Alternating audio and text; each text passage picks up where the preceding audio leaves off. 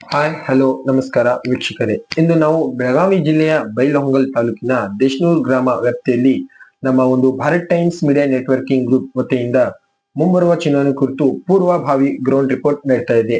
ಇದರಲ್ಲಿ ಗ್ರಾಮ ಪಂಚಾಯತಿ ಆಗಿರಬಹುದು, ತಾಲೂಕ್ ಪಂಚಾಯತಿ, ಜಿಲ್ಲಾ ಪಂಚಾಯತಿ ಹಾಗೂ ಮುಂಬರುವ 2028ರ ವಿಧಾನಸಭಾ ಕ್ಷೇತ್ರದ ಚುನಾವಣೆ ಕೂಡ ಕುರಿತು ಒಂದು ಪೂರ್ವಭಾವಿ ಗ್ರೌಂಡ್ ರಿಪೋರ್ಟ್ ನೀಡ್ತಾ ಇದೆ. ನಮ್ಮ ಒಂದು ಈ Bharat times media networking group ಒಂದು ವಿಶೇಷ ಸಂದರ್ಶನದಲ್ಲಿ ನಮ್ಮ ದೇಶನೂರ್ ಗ್ರಾಮದ ಸದಸ್ಯರು ಕೂಡ ಭಾಗಿಯಾಗಿದ್ದಾರೆ.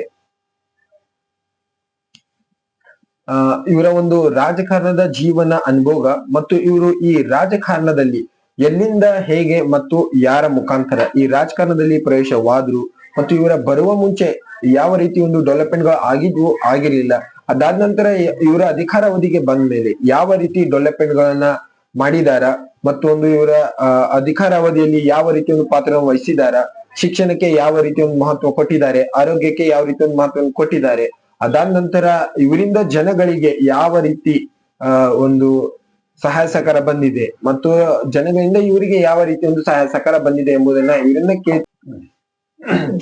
ನಮಸ್ಕಾರ. ನನ್ನ ಹೆಸರು ಪ್ರಕಾಶ್ ಅಶೋಕ್ ಮುಂಗುರೋಡಿ. ನಾವು ದೇಶನೂರ್ ಗ್ರಾಮದವನು. ನಾ ಈಗಾಗಲೇ ದೇಶನೂರ್ ಗ್ರಾಮ ಪಂಚಾಯತಿ ಸದಸ್ಯನಾಗಿದ್ದೆ. ಸರಿ ಸರ್. ತಾವು ಈ ಅಧಿಕಾರಾವಧಿಗೆ ಬರುವ ಮುಂಚೆ ಯಾವ ರೀತಿ ಡೆವಲಪ್ಮೆಂಟ್ ಗಳು ಆಗಿದ್ವು ಮತ್ತು ಆಗಿರ್ಲಿಲ್ಲ, ಅದಾದ ನಂತರ ತಾವು ಅಧಿಕಾರ ಅವಧಿ ಬಂದ ಮೇಲೆ ಯಾವ ರೀತಿ ಡೆವಲಪ್ಮೆಂಟ್ ಗಳು ಮಾಡಿದ್ದೀರಾ ಸರ್?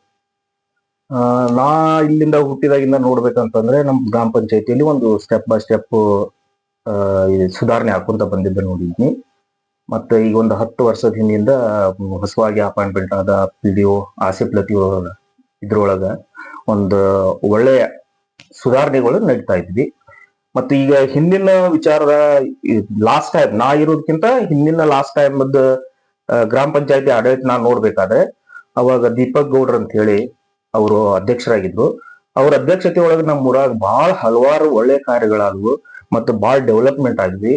ಮತ್ತೆ ಮೊದಲ ಅವಾಗ ಆ ಟೈಮ್ದಾಗ ನನ್ಗೆ ತಿಳಿದ ಮಟ್ಟಿಗೆ ಈ ಆಶ್ರಯ ಯೋಜನೆ ಒಳಗೆ ನಮ್ಮ ಜನರಲ್ಗೆ ಮನಿ ಸಿಗುದು ಅಪರೂಪ ಆಗ್ತಿತ್ತು. ಅಂತ ಟೈಮ್ದಾಗ ನಮ್ಮ ದೀಪಕ್ ಗೌಡ್ರವರು ಅವಾಗ ಮಾನ್ಯ ಇನಾಮದಾರ್ ಸಾಹೇಬ್ ಇದ್ದಾಗ ಅವ್ರ ಕಡೆ ಹೋಗಿ ಒಮ್ಮೆಲೆ 200-300 ಆಶ್ರಯ ಯೋಜನೆ ಮನೆಗಳನ್ನ ಹಾಕಿಸ್ಕೊಂಡ್ಬಂದು ಎಲ್ಲಾ ಮಂದಿಗೂ ಯಾವುದೇ ರೀತಿ ಸೂರ್ ಇಲ್ದಂಗ ಅನುಕೂಲ ಮಾಡಿಕೊಟ್ಟಿದ್ರು. ಅವರಲ್ಲಿ ಡೆವಲಪ್ಮೆಂಟ್ ಗುಣ ಬಹಳ ಇತ್ತು. ಮತ್ತ ಅವರ ಡೆವಲಪ್ಮೆಂಟ್ ಗುಣದ ಇದ್ರೊಳಗ ನಾನು ಬೆಳೆದ ನಾನು ಇಲ್ಲಿ ಜನಸೇವೆ ಮಾಡ್ಬೇಕಂತ ಹೇಳಿ ಈ ಟೈಮ್ ನಾನು ಸದಸ್ಯನಾಗಿ ಈ ಜನರ ಸೇವೆಯನ್ನ ಮಾಡ್ತಾ ಇದ್ದೀರಾ ಸರ್? ಸರಿ ಸರ್. ತಮ್ಮ ಅಧಿಕಾರಾವಧಿಯಲ್ಲಿ ತಾವು CC ರೋಡ್ಸ್ ಆಗಿರ್ಬೋದು, ಚರಂಡಿ ಆಗಿರ್ಬೋದು, ಬೀದಿ ದೀಪ, ಮನೆಗಳ ಅನುದಾನ ಬಂದಾಗ ಸರ್ ತಮ್ಮ ಒಂದು ಪಾತ್ರ ಯಾವ ರೀತಿ ನಿರ್ವಹಿಸಿದ್ದೀರಾ? CC ರೋಡ್ ಮನೆಗಳು ಇದ್ದಾಗ ಈ 15ನೇ ಹಣಕಾಸಿನೊಳಗೆ ನಮ್ಗ ಅಮೌಂಟ್ ಬಂತು. ಅವಾಗ ನಮ್ಗಲ್ಲಿ ಕ್ರಿಯಾ ಯೋಜನೆ ಮಾಡ್ಲಿಕ್ಕೆ ನಮ್ಮನ್ನ ಮೀಟಿಂಗ್ ಕರೆದಿದ್ರ. ಆ ಮೀಟಿಂಗ್ ನಲ್ಲಿ ನಮ್ದೇ ಆದಂತ ಒಂದಷ್ಟು ಯೋಜನೆಗಳನ್ನ ಹೇಳಿದ್ ನಾನು. ಯಾವುದು ಚರಂಡಿಗಳಾಗ್ಲಿ, ನಾವು ಮೊದಲು ಹೆಚ್ಚಿಗೆ ಆದ್ಯತೆ ಕೊಟ್ಟಿದ್ದು ಚರಂಡಿಗೆ. ಯಾಕಂತಂದ್ರೆ ನಮ್ಮ ಊರು ಬಹಳ ಗಲೀಜೂರ್ ಆಗ್ತದ. ಅದಕ್ಕ ನೀರಿನ ಇದು ಸೆಳಕ ಅದು ರಾಡಿ ಬಾಳಾಗುವ ಸಂಬಂಧ ದೊಡ್ಡ ದೊಡ್ಡ ಚರಂಡಿಗಳನ್ನ ಮಾಡಿ ಅದನ್ನ ನೀರ್ ಸರಾಗವಾಗಿ ದಾಟು ಹೋಗುವ ವಿಚಾರವಾಗಿ ನಾನು ಒಂದು ಮೊದಲೇ ಪ್ರಾಸೆಸ್ ಅದಕ್ಕೆ ಕೊಟ್ಟಿದ್ನಿ. ಅದೇ ರೀತಿ ನಾ ಒಂದು ಹಲವಾರು ನಮ್ಮ ವಾರ್ಡಿನಲ್ಲಿ ದೊಡ್ಡ ದೊಡ್ಡ ಚರಂಡಿಗಳನ್ನ ನಾ ಮಾಡಿಸಿದ್ನಿ. ಸರಿ ಸರ್. ಬೀದಿ ದೀಪ ಮತ್ತು ಮನೆಗಳ ಅನುದಾನ ಸರ್ ಯಾವ ರೀತಿ ಪಾತ್ರ ಇತ್ತು? ಬೀದಿ ದೀಪದಂತಲೇ ನಮ್ಮಲ್ಲಂತ ಏನ್ ಕೊರತೆ ಇರಾಕಿಲ್ಲ. ಬೀದಿ ದೀಪ ಹಾಕ್ತಿರೋ ಮತ್ತ ಇಮಿಡಿಯೇಟ್ಲಿ ನಾವು ಅಲ್ಲಿ ಏನಾರ ಆದಾಗ ನಮ್ಮ ನಾಗರಿಕರ ಇಂತಲ್ಲಿ ದೀಪ ಇಲ್ಲ, ಇದು ಲೈಟ್ ಹೋಗೈತೆ ಅಂತಲೇ ನಾವು ಇಮಿಡಿಯೇಟ್ಲಿ ನಾವು ಪಂಚಾಯತಿಗೆ ಹೇಳಿದ ಕೂಡಲೇ ಅವ್ರು ಅದನ್ನ ಒಂದ್ ದಿವಸದಾಗ ಅದನ್ನ ಅರೇಂಜ್ಮೆಂಟ್ ಮಾಡ್ತಿದ್ರು ಸರ್. ಸರಿ ಸರ್. ತಮ್ಮ ಒಂದು ಅಧಿಕಾರಾವಧಿಯಲ್ಲಿ ತಾವು ಒಂದು ಶಿಕ್ಷಣಕ್ಕೆ ಯಾವ ರೀತಿ ಒಂದು ಮಹತ್ವವನ್ನು ಕೊಟ್ಟಿದ್ದೀರಾ? ಒಂದು ಮಕ್ಕಳ ಜೊತೆ ಯಾವ ರೀತಿ ತಮ್ಮ ಒಂದು ಒಡ್ಡಂತ ಇತ್ತು? ಅಂಗನವಾಡಿ ಕೇಂದ್ರ ಆಗಿರ್ಬೋದು ಮತ್ತು ಹೈಸ್ಕೂಲ್, ಪ್ರೈಮರಿ ಸ್ಕೂಲ್, ಕೊಠಡಿ ಆಗಿರ್ಬೋದು, ಬಿಸಿ ಊಟ, ಕುಡಿಯೋ ನೀರು, ತಮ್ಮ ಒಂದು ಪಾತ್ರ ಯಾವ ರೀತಿ ಇರ್ತಿತ್ತು ಸರ್? ನಾನು ಹೆಚ್ಚಾನ ಅತಿ ಪ್ರೀತಿವಾದದ್ದು, ಅತಿ ಇಂಟ್ರೆಸ್ಟ್ ಮಾಡೋದಂತಂದ್ರೆ ಶಿಕ್ಷಣದ ಕ್ಷೇತ್ರದೊಳಗ ನಾವು ಈ ಅಂಗನವಾಡಿಗೆ ಅದು ಹೋದಾಗ ಅಲ್ಲಿ ಮಕ್ಕಳಿಗೆ ಯಾವ ರೀತಿ ನೋಡ್ಕೋತಾರ, ಅವ್ರಿಗೆ ಪೌಷ್ಟಿಕ ಆಹಾರ ಯಾವ ಪ್ರಮಾಣದಾಗ ಕೊಡ್ತಾರ ಅದನ್ನೆಲ್ಲ ಚೆಕ್ ಮಾಡ್ತಿದ್ವಿ. ಮತ್ತ ನಮ್ಮಲ್ಲೇನು ಅವ್ರ ಅಷ್ಟೇ ಸಹಕಾರ ಕೊಟ್ಟು ಇಲ್ಲ ಅವ್ರಿಗೆ ಪ್ರತಿ ತಿಂಗಳು ನಮ್ಮನ್ನ ಮೀಟಿಂಗ್ ಕರೆದ ತಮ್ಮ ಪ್ರೋಗ್ರೆಸ್ಗಳನ್ನ ಹೇಳ್ತಾ ಇದ್ರು. ಮತ್ತೆ ಯಾವುದೇ ರೀತಿ ಅದು ಇದಾಗ್ದಂಗಂತ ನಮ್ಮಲ್ಲಂತಿ ಅಂತದ್ ಏನಂತ ಇದ ಅನ್ಯಾಯವಾಗಿ ಅಥವಾ ಏನಾತ ಆಗ್ತಿರ್ಕಿಲ್ಲ. ಸರಳನ ಅದ. ಮತ್ತ ಇನ್ನೊಂದು ನಾವು ಹೈಸ್ಕೂಲ್ ಅಲ್ಲಿ ಅಂತಂದ್ರೆ ಹೈಸ್ಕೂಲ್ದು ಆದಾಯದ ಬಿಸಿ ಊಟ ಇದ್ದಾಗ ಮೊದ್ಲಿಂದ ನಾ ಈಗ ಸದಸ್ಯನ ಇಲ್ಲೇ ಇರೋವಾಗ ಆತು, ಲಾಸ್ಟ್ ದಲ್ಲಿ ಆತು, ಈ ಯಾವುದೋ ಒಂದು ಸಾಮಾಜಿಕ ಕಾರ್ಯಕರ್ತರ ಜೋಡಿ ನಾವು ಹೋಗಿ ಸ್ಕೂಲ್ಗಳಿಗೆ ವಿಸಿಟ್ ಕೊಡ್ತಿದ್ವಿ. ಸ್ಕೂಲ್ನೊಳಗೆ ಮಕ್ಕಳ ಜೋಡಿ ಬೆರಿತಿದ್ವಿ. ಅವರಿಗೆ ಅಭ್ಯಾಸ ಹೆಂಗ್ ಮಾಡ್ಬೇಕು, ಮುಂದಿನ ಫ್ಯೂಚರ್ ನೀವು ಹೆಂಗ್ ಬೆಳೆಸ್ಕೋಬೇಕು, ಇದ್ರ ಬಗ್ಗೆ ಒಂದೊಂದು ಸಣ್ಣ ಸಣ್ಣ ಪ್ರೋಗ್ರಾಮ್ನು ಹಾಕೋತಿದ್ವಿ ನಾವು. ಮತ್ತ ಆಗಾಗ ಬಿಸಿ ಊಟಕ್ಕ ಅದನ್ನ ಲಾಸ್ಟ್ ಟೈಮ್ ನಮ್ದು ದೀಪಕ್ ಗೌಡ ಪಾಟೀಲ್ ಇದ್ದಾಗ ಪ್ರತಿ ಸ್ಕೂಲ್ಗೂ ಹೋಗಿ ಬಿಸಿ ಊಟ ಚೆಕ್ ಮಾಡೋದು, ಅವ್ರಿಗೇನ ಕುಂದು ಕೊರತೆ ಇದ್ರೆ ಅದನ್ನ ಅನುಕೂಲ ಮಾಡಿಕೊಡುದು, ನೀರಿನ ತೊಂದರೆ ಇದ್ರೆ ನೀರಿನ ಅನುಕೂಲ ಮಾಡಿಕೊಡುದು. ಇಂತ ಒಂದ್ ಇದಕ್ಕಾಗಿ ನಾವು ಬಹಳ ಶ್ರಮಿಸಿದೇವಿ. ಮತ್ತ ಅದ್ರೊಳಗಂತಂದ್ರೆ ನನಗೆ ಶಿಕ್ಷಣ ಬಗ್ಗೆ ಹುಡುಗರ ಜೋಡಿ ಬೆರತ ಅವ್ರ ಶಿಕ್ಷಣದ ಮಹತ್ವ ಹೇಳಕ್ ನನ್ಗೆ ಬಹಳ ಇಂಟ್ರೆಸ್ಟ್ ಬರ್ತಿತ್ತು. ಅಂತ ಪ್ರೋಗ್ರಾಮ್ಗಳು ಬಹಳ ಹಾಕೊಂಡಿದೀವಿ. ಸರಿ ಸರ್. ತಮ್ಮ ಒಂದು ಅಧಿಕಾರಾವಧಿಯಲ್ಲಿ ತಾವು ಸರ್ ತಮ್ಮ ವಾರ್ಡ್ ನಲ್ಲಿ ಆಗಿರ್ಬೋದು, ತಮ್ಮ ಗ್ರಾಮದಲ್ಲಿ ಆಗಿರ್ಬೋದು, ಆರೋಗ್ಯಕ್ಕೆ ಯಾವ ರೀತಿ ಒಂದು ಪಾತ್ರವನ್ನು ವಹಿಸಿದ್ದೀರಾ ಸರ್? ನಮ್ಮಲ್ಲಿ ಆರೋಗ್ಯಕ್ಕೆ ಅಂತಂತಂದ್ರೆ ನಮ್ಮಲ್ಲಿ ಅತ್ಯುತ್ತಮವಾದ ಇದು ಸರ್ಕಾರಿ ಆಸ್ಪತ್ರೆ ಇದೆ. ಮತ್ತೆ ನಾವು ಮೇಲಿನ ಮೇಲೆ ಅಲ್ಲಿ ಹೋಗಿ ಕೆಲಸ ಆಸ್ಪತ್ರೆಗಳ ಉನ್ನತಿಗಳು ಏನದಾವ, ಆಸ್ಪತ್ರೆಯಲ್ಲಿ ಏನ್ ಅನಾನುಕೂಲ ಐತಿ ಅಂತ ಹೇಳಿ ನಾವು ಅಲ್ಲಿ ಅವ್ರ ಜೋಡಿ ಚರ್ಚೆ ಮಾಡಿ ಅದ್ರ ಬಗ್ಗೆ ಇದನ್ ಮಾಡ್ತಿದ್ವಿ. ಮತ್ತ ನಮ್ಮಲ್ಲಿ ಈಗಂತ ನಾವು ಗೌರ್ಮೆಂಟ್ ಹಾಸ್ಪಿಟಲ್ ಅಂತ ಬಹಳ ಒಳ್ಳೇದಾಗಿದೆ. ಅಲ್ಲಿ ಎಲ್ಲಾ ಜನರು ಅಲ್ಲೇ ಹೋಗಿ ಟ್ರೀಟ್ಮೆಂಟ್ ತಗೋತಾರೆ. ಮತ್ತೆ ನಾವು ನಾವು ನನ್ಗೊಂದ ಇನ್ನೊಂದು ಸೋಷಿಯಲ್ ವರ್ಕ್ ಮಾಡ್ಲಿಕ್ಕೆ ನನ್ಗೊಂದು ಇಂಟ್ರೆಸ್ಟ್. ಸದಸ್ಯ ಆಗೋಕ್ಕಿಂತ ಮೊದ್ಲೇನು ಕರೋನಾ ಟೈಮ್ದಲ್ಲಿ ನಾವು ಬಹಳ ಅಂದ್ರೆ ಬಹಳ ಒಂದು ಅಂದ್ರೆ ಸೋಷಿಯಲ್ ವರ್ಕ್ ಮಾಡಕ್ ಇಂಟ್ರೆಸ್ಟ್ ಕೊಟ್ಟಿದೀವಿ.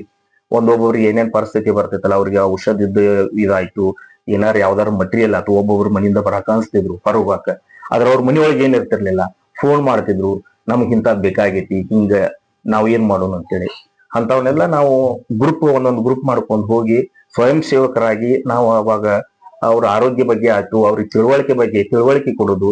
ಈಗ ಅಕಸ್ಮಾತ್ ಹಿಂಗ ಆಗೈತಪ್ಪ ಅಂತಂದ್ರೆ ಒಬ್ಬೊಬ್ರು ಹೊರಟಿರ್ತಾರ, ಅದರಿಂದ ತೊಂದರೆ ಏನಾಗ್ತೈತಿ, ಏನ್ ಪ್ರಾಬ್ಲಮ್ ಐತೆ ಅನ್ನೋದು ತಿಳಿಸಿ ಕ್ಯಾಸ್ ಅವ್ರಿಗೆ ಇದನ್ನ ಕೊಡ್ತಿದ್ವಿ, ಮಾಹಿತಿ ಮಾಡಿದ್ದೀರಾ? ಸರಿ ಸರ್. ಸರ್, ತಾವು ಈ ರಾಜಕಾರಣದಲ್ಲಿ ಎಲ್ಲಿಂದ ಮತ್ತು ಹೇಗೆ ಯಾರ ಮುಖಾಂತರ ಪ್ರವೇಶವಾದ್ರಿ ಸರ್? ರಾಜಕೀಯ ಒಳಗಂತಂದ್ರೆ ನಮ್ಗೆ ಸಣ್ಣೊಂದಿರ್ತು ಒಂದ್ ಸ್ವಲ್ಪ ಆಸೆ ಇತ್ತು.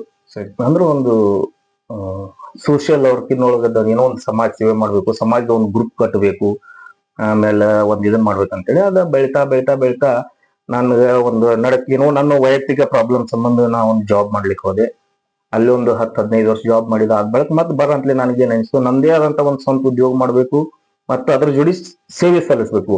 ಅಂತ ಒಂದು ಉದ್ಯೋಗ ಯಾವ್ದಾರ ನೋಡ್ಬೇಕನ್ನ ಅಂತಲೇ ನಾನು ಒಂದು ಇದು ಗ್ರಾಮೀಣ ಅಂತ ಒಂದು ಆಯ್ಕೆ ಮಾಡ್ಕೊಂಡೆ. ಯಾವ್ದು ಮೊದಲು ಸೋಷಿಯಲ್ ಇದು ನೆಟ್ವರ್ಕಿಂಗ್ ಅಂದ್ರೆ ಜನಕ್ಕೆ ಹೆಚ್ಚಾನೆಚ್ಚ ಇಲ್ಲಿ ತೊಂದರೆ ಏನಾಗತ್ತ ಅಂದ್ರೆ ಕಾಸ್ಟ್ ಇನ್ಕಮ್, ಅವರು ಆಮೇಲೆ ಅವ್ರು ಬೇಕಾಗೋ ಡಾಕ್ಯುಮೆಂಟ್ಸ್ಗಳು, ಅವ್ರ ಕಾಗದ ಪತ್ರಗಳು, ಇದರಿಂದ ನಮ್ಮಲ್ಲಿ ಬಹಳ ಸಫರ್ ಆಗಕತ್ತಿದ್ರು. ಪ್ರತಿಯೊಂದಕ್ಕೂ ನೇಸರಿಗೆ ಹೋಗ್ಬೇಕು. ರೈತರು ಏನೋ ಒಂದ್ ಮಾಡ್ಬೇಕಂತಂದ್ರೆ ಉತ್ತಾರ ತಕ್ಕೋಬೇಕಾತು, ಇದನ್ ಮಾಡ್ಬೇಕಂತಂದ್ರೆ ದೂರಿನ ಹಳ್ಳಿಗೆ ಹೋಗ್ಬೇಕಾಗಿತ್ತು. ಸರಿ. ಆ ಟೈಮ್ದಲ್ಲಿ ನನ್ಗ ಆವಾಗ ವಿಚಾರ ಬಂದು ನಾ ಇದನ್ನ ಈ ಒಂದು ಕೆಲಸ ಮಾಡ್ಲಿ ಅಂದ್ರೆ ನನ್ ಸ್ವಂತ ಉದ್ಯೋಗ ಆಕೈತಿ, ಜನರ ಸೇವಾನು ಮಾಡಿದಂಗ ಆಗ್ತೈತಿ. ಸರಿ. ಈ ಒಂದು ಉದ್ದೇಶದಿಂದ ನಾ ಅದನ್ನ ಶುರು ಮಾಡಿದ್ನಿ. ಅದ ನನಗದ ಪ್ರತಿಫಲನೂ ಸಿಕ್ತು, ಅದರಿಂದ ನನ್ ಪ್ರತಿಫಲನೂ ಆಯ್ತು, ಜನರಿಗೆ ನಾನು ರಗಡ್ ಸೇವೆ ಮಾಡಿದಂಗೂ ಆಯ್ತು. ಬರ್ತಾ ಒಂದು ಕೆಲವೊಂದು ವಿಷಯದಲ್ಲಿ ನನಗೆ ತೊಂದರೆಗಳಾಗತ್ತೆ. ಸರಿ. ಅಂದ್ರೆ ಒತ್ತಡಗಳು ಇವರಿಂದ ಈ ಒಂದು ವಿಚಾರದಾಗ ನನಗೂ ಏನ್ ತಲೆಯೊಳಗೆ ಫ್ಲಾಶ್ ಆಯ್ತಂದ್ರೆ, ನಾನ ಜನಪ್ರತಿನಿಧಿ ಆಯ್ತಂತಂದ್ರೆ ನನಗೆ ಯಾವ್ದು ತೊಂದರೆ ಆಗುದಿಲ್ಲಲ್ಲ. ಸರಿ. ಈ ಒಂದು ಉದ್ದೇಶದಿಂದ ಜನಪ್ರತಿನಿಧಿ ಆಗಿಯೂ ನಾ ಇದಕ್ಕಿಂತ ಹೆಚ್ಚಿನ ಸೇವಾ ಮಾಡ್ಬೇಕು ಅನ್ನೋ ಉದ್ದೇಶದಿಂದ ನಾ ಜನಪ್ರತಿ ಆಗ್ಲಿಕ್ಕೆ ಪ್ರವೇಶ ಮಾಡಿ. ಸರಿ ಸರ್, ತಮ್ಮ ಒಂದು ಅಧಿಕಾರಾವಧಿಯಲ್ಲಿ ಬಿಜೆಪಿಯ ಸರ್ಕಾರ ಕೂಡ ಅಧಿಕಾರದಲ್ಲಿತ್ತು, ಅದಾದ ನಂತರ ಕಾಂಗ್ರೆಸ್ ಸರ್ಕಾರ ಕೂಡ ಅಧಿಕಾರದಲ್ಲಿತ್ತು. ಬಿಜೆಪಿ ಸರ್ಕಾರ ಇದ್ದಾಗ ಯಾವ ರೀತಿ ಡೆವಲಪ್ಮೆಂಟ್ ಆಗ್ತಿದ್ವು ಸರ್? ಅದಾದ ನಂತರ ಈ ಕಾಂಗ್ರೆಸ್ ಅಧಿಕಾರ ಬಂದ ಮೇಲೆ ಯಾವ ರೀತಿ ಡೆವಲಪ್ಮೆಂಟ್ ಗಳು ಆಗ್ತಿದ್ವು ಸರ್?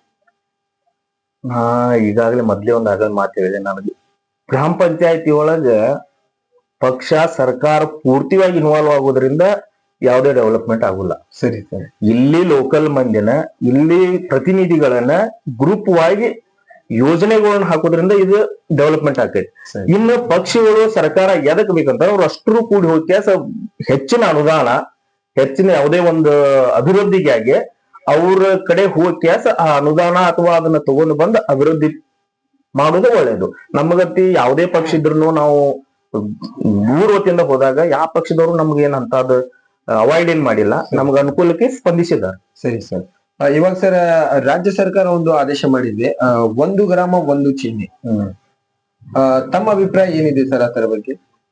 ನನಗ್ ಚಿಹ್ನೆ ಮೇಲೆ ಇದನ್ನ ಇಲೆಕ್ಷನ್ ಮಾಡೋದು ನನ್ನ ವೈಯಕ್ತಿಕ ಅಭಿಪ್ರಾಯ ಹೇಳ್ಬೇಕಂತಂದ್ರೆ ನನಗೆ ಸರಿ ಅನಿಸ್ತಾ ಇಲ್ಲ.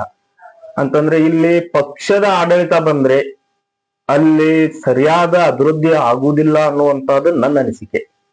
ಇಲ್ಲಿ ತಮ್ಮದೇ ಆದಂತ ಗ್ರೂಪ್ ಇರ್ತದ. ಇಲ್ಲಿಯ ಇದು ವೈಜ್ಞಾನಿಕ ಅಂದ್ರೆ ಇಲ್ಲಿ ಪರಿಸ್ಥಿತಿ ಏನೈತಿ ಅಂತೈತಿ ಅಂತೇಳಿ ಇಲ್ಲಿ ಜನಕ್ಕೆ ಅದರ ಅರಿವು ಇರ್ತದ.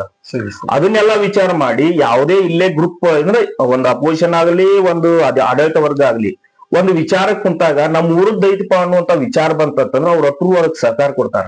ಅದೇ ಒಂದು ಪಕ್ಷದ ವತಿಯಿಂದ ಬಂತಪ್ಪ ಅಂತಂದ್ರ ಅಲ್ಲಿ ಏನಾಗ್ಬಿಡ್ತದೆ, ಅವರು ಸ್ವಂತ ವಿಚಾರ ಮಾಡೋ ಶಕ್ತಿ ಇರೋದಿಲ್ಲ. ಸರಿ, ಮೆಂಬರ್ಗಳಿಗೆ ಪ್ರತಿನಿಧಿಗಳಿಗೆ ಸ್ವಂತ ವಿಚಾರ ಮಾಡೋ ಶಕ್ತಿ ಇರೋದಿಲ್ಲ. ಸ್ವಂತ ವಿಚಾರ ಮಾಡೋ ಶಕ್ತಿ ಇದ್ರೂ ಅದು ಪಕ್ಷದ ಕೈಗೊಂಬೆ ಆಗ್ತಾರೇನೋ ಅನ್ನುವಂತ ಅನಿಸಿಕೆ ನನಗ್ ಬರ್ತದೆ. ಯಾಕಂತಂದ್ರೆ ಯಾವುದೇ ಒಂದು ವಿಷಯಕ್ಕ ನಿರ್ಣಯ ತಗೊಳಕ್ಕಾಗ್ಲಿ, ಯಾವುದೇ ಒಂದು ಠರಾವ್ ಪಾಸ್ ಮಾಡೋಕ್ಕಾಗ್ಲಿ, ಅವ್ರು ಒಂದು ಪಕ್ಷದವ್ರು ಒಂದು ಗುರಿ ಇಟ್ಕೊಂಡು ಕುಂತ್ರಪ್ಪ ಅಂತಂದ್ರ ಅದಕ್ಕೆ ಬೇರೆ ಪಕ್ಷದವ್ರ ಸಹನ್ ಇರ್ಲಿಲ್ಲ, ಅದು ಒಳ್ಳೇದಿತ್ತಂದ್ರು ಪಕ್ಷದ ವತಿಯಿಂದ ಅಂತಂದ್ರೆ ಅದು ಅಪೋಸ್ ಮಾಡ್ರ ಅಂತಂದ್ರೆ ಅಪೋಸ್ ಮಾಡ್ಲೇಬೇಕಾಗುವಂತ ಪರಿಸ್ಥಿತಿ ಬರ್ತೈತಿ. ಆ ದೃಷ್ಟಿ ಒಳಗೆ ನೋಡ್ರೆ ವೈಯಕ್ತಿಕವಾಗಿ ಕುಂದ್ರದು ನನಗ ಒಳ್ಳೇದನಿಸ್ತದೆ. ಪಕ್ಷದ ಚಿಹ್ನೆಕ್ಕಿಂತ ಸ್ವತಂತ್ರ ಚಿಹ್ನೆ ಮೇಲೆ ಗ್ರಾಮ ಪಂಚಾಯತಿ ನಡೆಸುವುದು ನನ್ನ ದೃಷ್ಟಿಯೊಳಗೆ ಒಳ್ಳೇದನಿಸ್ತದೆ. ಸರಿ ಸರ್. ಸರ್, ತಮ್ಮ ಅಧಿಕಾರಾವಧಿ ಮುಗಿದ ಆದ ನಂತರ ಆಡಳಿತ ಅಧಿಕಾರ ಕೂಡ ಇವಾಗ ಇದೆ ಸರ್. ತಮ್ಮ ಒಂದು ಅಧಿಕಾರ ಇದ್ದಾಗ ಮತ್ತು ಈ ಆಡಳಿತ ಅಧಿಕಾರ ಬಂದಾಗ ಯಾವ ರೀತಿ ಜನಗಳಿಗೆ ಮೂಲ ಸೌಕರ್ಯಗಳು ತಲುಪ್ತಾ ಇದೆ, ಡೆವಲಪ್ಮೆಂಟ್ ಆಗ್ತಾ ಇದೆ ಸರ್? ಜನಪ್ರತಿನಿಧಿಗಳಿದ್ದಾಗ ಏನಾಗ್ತದೆ ಅಂತಂದ್ರೆ ಜನರಿಗೆ ನಾವೇ ಆರಿಸಿ ಕಳಿಸಿದಂತ ವ್ಯಕ್ತಿ ಇರೋದ್ರಿಂದ ಅವರು ಹಕ್ಕಲೆ ನಮ್ಮನ್ನ ಕೇಳಬಹುದು. ಅಂದ್ರೆ ಅವ್ರಿಗೆ ಕೇಳಿ ಕೂಡಲೇ ನಮ್ಗೆ ಇದನ್ನ ಮಾಡ್ರಪ್ಪ, ನಮ್ಗೆ ಇದು ಬೇಕಪ್ಪ ಅಂತ ಅಂದಾಗ ನಾವು ಒಂದು ಕಮಿಟಿ ಐತಿ ಅಂದ ಬಳಿಕ ಅಲ್ಲಿ ಆಡಳಿತ ಅಧಿಕಾರನು ಒಂದು ಕಮಿಟಿ ಮಾತನ್ನ ಲಘುವಾಗಿ ಸ್ಪಷ್ಟವಾಗಿ ಕೇಳ್ಕೊಂಡು ಅದನ್ನ ಆಗಿಂದಾಗ ಬಗೆಹರಿಸ್ತಾರ. ಇದು ಒಂದು ದೃಷ್ಟಿಯೊಳಗ ಆಡಳಿತ ಮಂಡಳಿ ಇರುವುದು ಬಹಳ ಬೆಟರ್ ಅನಿಸ್ತದ ನನ್ಗೆ. ಇನ್ನ ಇದು ಆಡಳಿತ ಮಂಡಳ ನಮ್ಮ ಜನಪ್ರತಿನಿಧಿಗಳ ಸರ್ಕಾರ ಇರೋದು ಚಲೋ ಅನ್ಸ್ತದ. ಇನ್ನ ಆಡಳಿತ ಅಧಿಕಾರಿ ಇದು ಬಂದಾಗ ಅನಿವಾರ್ಯ ಒಂದು ಟೈಮಿಂಗ್ ಮುಗಿದ ಬಳಿಕ ಮತ್ತೊಂದು ಇಲೆಕ್ಷನ್ ಆಗೋ ಮಟ ಅವರ ಅಧಿಕಾರ ಅವಧಿ ಇರುತ್ತದ, ಅದನ್ನ ಮಾಡ್ಲೇಬೇಕಾದದ್ದನ್ನು ಅದನ್ನ ಮಾಡ್ತಿರ್ತಾರ. ಅಂತ ಅವಧಿ ಒಳಗೂ ಜನರಿಗೆ ಅವ್ರಿಗೆ ನಮ್ಮಲ್ಲಿ ಸ್ಪಂದಿಸಿದಾರೆ. ಅಂತ ತೊಂದರೆ ಏನಾಗಿಲ್ಲ. ಕೆಲವೊಂದು ಮೂಲಭೂತ ಸೌಕರ್ಯಗಳ ಕೆಲವೊಂದು ಪ್ರಾಬ್ಲಮ್ ದಿಂದ ಮಾಡ್ಲಿಕ್ಕಾಗಿಲ್ಲ ಅಷ್ಟೇ. ಅದ್ರ ಸಂಬಂಧ ನಮಗೆ ಒಂದು ಈಟ ತೊಂದರೆ ಆಗಿದೆ. ಮತ್ತೆ ಇನ್ನೊಂದು ಸರ್ಕಾರದ ಒಂದು ನಿಯಮದಿಂದ ನಮ್ಗೆ ಈ ಸಲ ಏನು ಪ್ರಾಬ್ಲಮ್ ಆಗಿದೆ ಅಂತಂದ್ರೆ ಉತ್ತಾರಗಳದ್ದು ಅದು ಇದನ್ನು ಸಾಫ್ಟ್ವೇರ್ ಚೇಂಜ್ ಮಾಡಿದ್ರಿಂದ ನಮ್ಗ ಜನಕ್ಕೆ ಸರಿಯಾಗಿ ಒಂದು ಉತ್ತಾರ ಸಿಗ್ತಾ ಇಲ್ಲ. ಮತ್ತ ಅದು ಆ ಉತ್ತಾರ ಅವ್ರಿಗೆ ಎಷ್ಟು ಅವಶ್ಯ ಐತೆ ಅಂತಂದ್ರೆ ಒಬ್ಬರಿಗೆ ಯಾವ ಇನ್ಕಮ್ ಟ್ಯಾಕ್ಸ್ ಅವಶ್ಯಕತೆ ಇದ್ದಿರ್ಬೋದು, ಒಂದು ಮನಿ ಮ್ಯಾಗ ಸಾಲ ತೆಗಿತಿರ್ತಾನ ಅದಕ್ಕೆ ಅವಶ್ಯಕತೆ ಇರ್ಬೋದು, ಮತ್ತೆ ಯಾವ್ದೋ ಒಂದು ಮನಿ ಚೇಂಜ್ ಖರೀದಿ ಮಾಡ್ತಿರ್ತಾನ ಅದಕ್ಕೆ ಅವಶ್ಯಕತೆ ಇರ್ಬೋದು. ಇಂತ ವಿಷಯಕ್ಕೆ ಒಂದ್ ಸ್ವಲ್ಪ ಈಗ ನಮಗೂ ಬಹಳ ತೊಂದರೆ ಆಗಿದೆ. ಅದನ್ನ ದಯವಿಟ್ಟು ಸರ್ಕಾರದವರು ಬೇಗ ಅದನ್ನ ಸಾಫ್ಟ್ವೇರ್ ಬಗೆಹರಿಸ್ಕ್ಯಾಸ ಜನರಿಗೆ ಆದಷ್ಟು ಲಗುನ ಅವ್ರಿಗೆ ಅದನ್ನ ಕೊಡುವಂಗ ಆಗ್ಬೇಕನ್ನುವಂಥದ್ದು ನನ್ನ ಅಭಿಪ್ರಾಯ. ಸರಿ ಸರ್.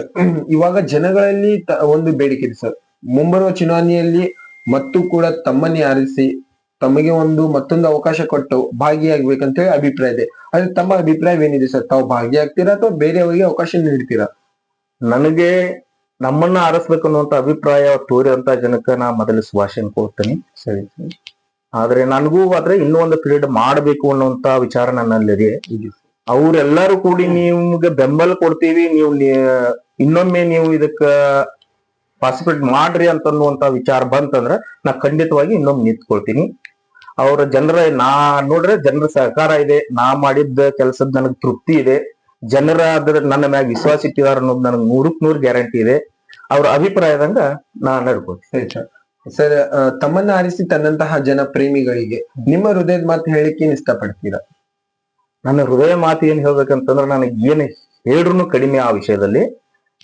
ನಾ ಇದ್ದದ್ದು ಹೇಳ್ಬೇಕಂತಂದ್ರೆ ನನಗೆ ಯಾವುದೇ ದೊಡ್ಡ ರಾಜಕೀಯ ಬೆಂಬಲ ಇಲ್ಲ. ಸರಿ. ಆಮೇಲೆ ಯಾವುದೇ ದೊಡ್ಡ ಆಸ್ತಿ ಇಲ್ಲ, ಕೋಟ್ಯಾಧಿಪತಿನೂ ಅಲ್ಲ. ನಾನು ಒಬ್ಬ ಸಾಮಾನ್ಯ ವ್ಯಕ್ತಿ. ನನ್ನ ಸಮಾಜ ಸೇವೆಗೆ ಆಮೇಲೆ ನನ್ನ ನಡವಳಿಕೆಗೆ ನನ್ನ ಮಾಡೋ ಕಾರ್ಯಗಳಿಗೆ ಹೋಗೊಟ್ಟು ನನ್ನ ಆರಿಸ್ತದ. ನನ್ನದೇ ಆದಂತ ನನಗೇನು ಒಂದು 100 ಹುಟ್ಟು ಇಲ್ಲ, ನಾನು ವೈಯಕ್ತಿಕ. ಅಂತದ್ರಲ್ಲಿ ನನಗ ಅವರೆಲ್ಲಾ ಕೂಡಿ ನಾವೊಬ್ಬ ವ್ಯಕ್ತಿ ನನ್ನಿಂದ ಈ ಸೇವೆ ಮಾಡಿಸ್ಕೋತನೋ ಇವನಿಂದ ಸೇವೆ ಆಗ್ತೈತನೋ ಅಂತ ಗ್ಯಾರಂಟಿನಾಗ ನನಗೆ ಅವ್ರು ಆರಿಸಿ ತಂದಾರ.